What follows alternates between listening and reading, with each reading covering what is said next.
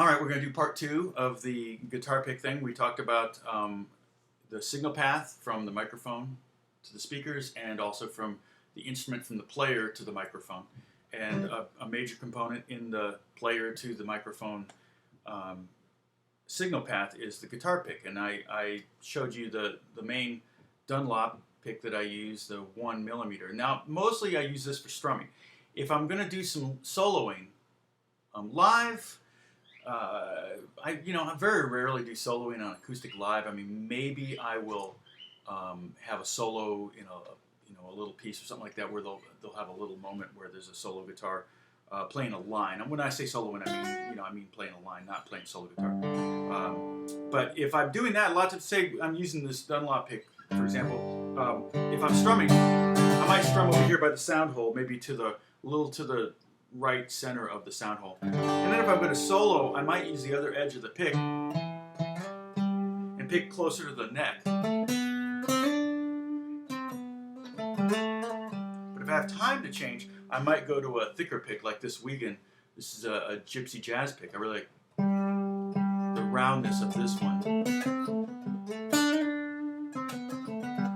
Okay.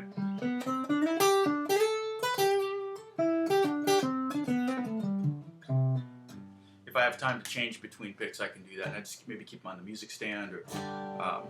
And so let's talk about these. I've got three Wiegand picks here. One is that gypsy pick that I was just using. And I think these are generally, this is the 3.0. It's very thick. It's very comfortable in the hand, I feel. It's smallish. It's smaller than the Dunlop you can see here. Here's the Dunlop. And you can see a little bit of the edge of the Dunlop around the outside of the Wiegand. Okay. But I do like the feel of this one. This is one I bought to use on some gypsy stuff.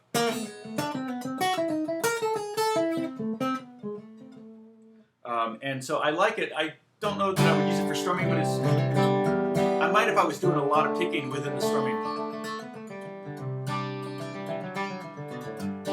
Okay, but more likely I'm going to grab the Wiegand Bluegrass pick, which this one's great for that. And this is, I think, 1.5mm, which is the same as my electric pick that I use. Usually use this Dunlop pick, okay, and the purple one, and that's the same thickness, I'm pretty sure, as this thing. It's 1.5, and it's a little bit bigger than the see if I put this here, yeah, it's almost identical. Actually, it's about the same size, so I was wrong. It's got all these holes in it, which actually helps with the gripping, but I love the bevel. It comes beveled. Now these are also about 3 for $15. Wiegand, W-E-G-E-N. I'll put a link to his website. I think they're made in France or something, but they're just great picks for bluegrass. I'm not a bluegrass player at all, but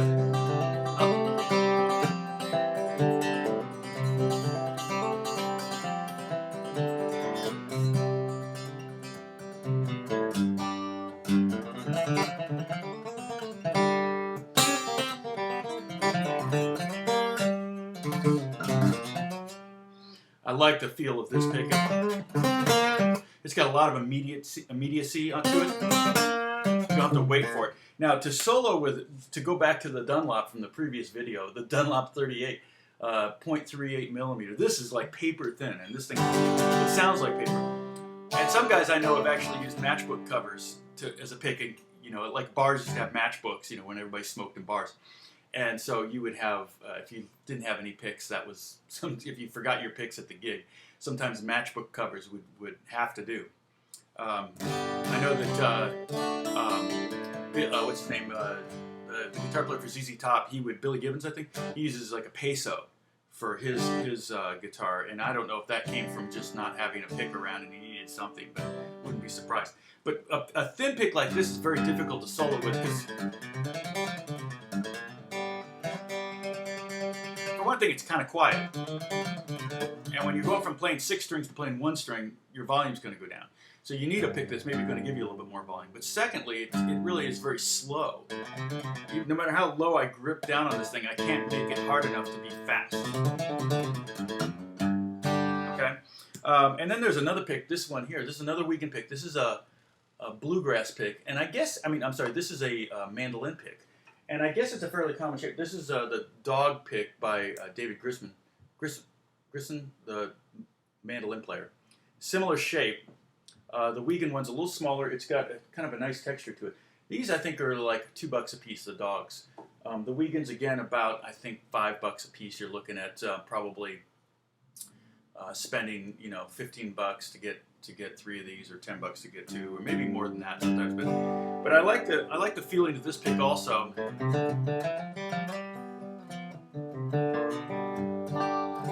It's kind of soft sound, and if you turn it a little bit to the right, I learned this from Strahle from Nickel Creek. When I watch him play, he turns the pick a lot, so he's kind of rolling up. He's kind of like rolling over the strings like a bicycle, and like a bicycle wheel.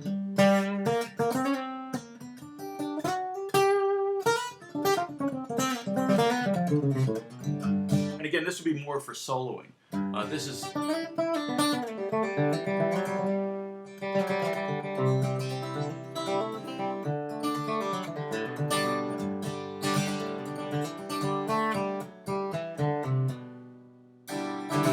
That would be more for soloing or for doing kind of a bluegrassy thing, but it has a really nice tone, has a good feel, and worth the investment. These more expensive picks do sound better, in my opinion. I can hear a difference. So I do kind of, I have to admit, I'm like, wow, this is crazy. I've never thought about spending money on a pick. I always thought it was going to be something that's going to be a cheap thing. Now, again, $5-6 is not a lot of money to spend on something, but a lot more than I was used to. Okay. Now I'm going to talk about some weird things. Okay, now I've got like millions of picks here. I got a whole jar of these. I don't know if you can see this without spilling it everywhere. I've got a whole container of these picks that mostly it's picks that I use, like my purple Dunlop picks or my black Dunlop picks or the dark gray ones, and then also picks that I just picked up at the NAMM show. I think my pastor gave me this one. Yes, this Harley Davidson pick was from my pastor. Let's see. Yeah, just a bunch of picks and, something go, mostly advertising picks. I got, like a small Fender Heavy here. I don't think I've ever used that one. But I just kind of collect them. It's just kind of not even a hobby. It's just, they just kind of show up in here. And if you've ever been to the NAMM show, you know how they, used to give away a lot of stuff. And so that's where I got a lot of these things. I think this is one I got from the NAMM show. It's got a hole in the middle of it. It's supposed to be easier to, so you can see. It's supposed to be easier to keep your grip on. But I've got some weird things that I've collected over the years. One of the NAMM show ones is this thing. Look at that.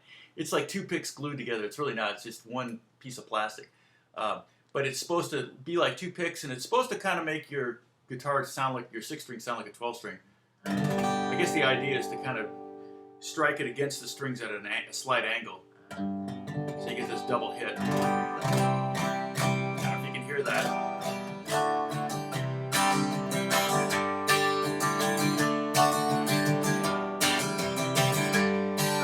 That one. This is one I've had forever. I got this when I was in high school. This is a stone pick. It's made of agate.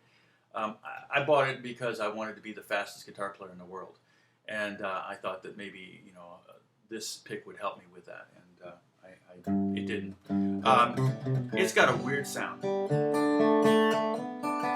One of the things that happens with it, especially now with electric guitar, it was a real problem because the stone is so hard and so glossy. It acts as a slide, like a slide would. So when I would hit the string, there would be 3 pitches. There would be the pitch from the pick to the nut, from the pick to the bridge or the saddle, and then when I plucked it open, or plucked it. So on electric, if you had 2 pickups on, both of them on, you could hear this weird sound. It was like right before you plucked, you would get this bizarre low, high, these 2 high notes, and then you would get the note you want. Now, I don't hear it.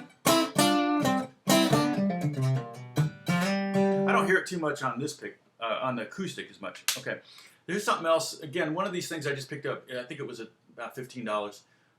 The jellyfish pick. Okay, you probably can find some YouTube videos about this, guys who actually know how to use it. For me, just picking up stuff like this is a no-brainer because it's something different. It's something weird. I can show up at a session with it, and we're looking for a weird sound. I can go, hey, what about this? It's just kind of got this brushing metallic.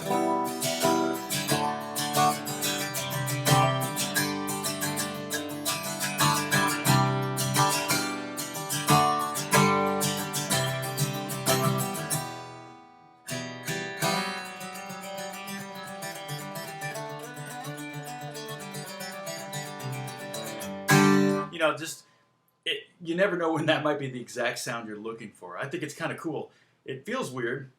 And really, when I look closely at it, it's just a bunch of guitar strings. These are like wound guitar strings cut to different lengths, you know, beveled here. You can see that it's kind of at an angle. So you can approach the guitar where you're trying to make contact with all of them, or with just the long ones. You can flip it over and just do that. So I don't even know. It probably came with an instruction book that instructions that I didn't read as usual. Okay, the last one I'm going to show you is this, and this is not really in here. I'll put it in front of my sweater so you can see it better. This is not a pick. This is a piece of ivory off a piano. And I was working at a church, and they were getting rid of an old piano. It was like 100 years old. And they were hauling it in a truck, and I said, what are you going to do with this piano? And they said, oh, we're just going to put it in a junkyard. I said, really? So I reached down, and I broke off one of these, the end of the piano key. And I think it's ivory. I don't know. It may not be ivory. No, it looks like, I don't know. I can't really tell. But I've used it actually for tone. It's got an interesting tone to it.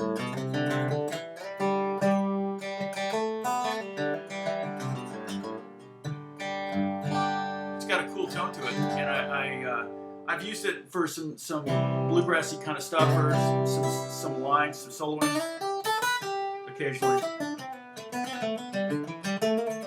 So this is just my point here, is that you never know what can become a pick. I've even got, well, I don't know if I can find it in here, but I've got a one of those markers for golf marker for the greens.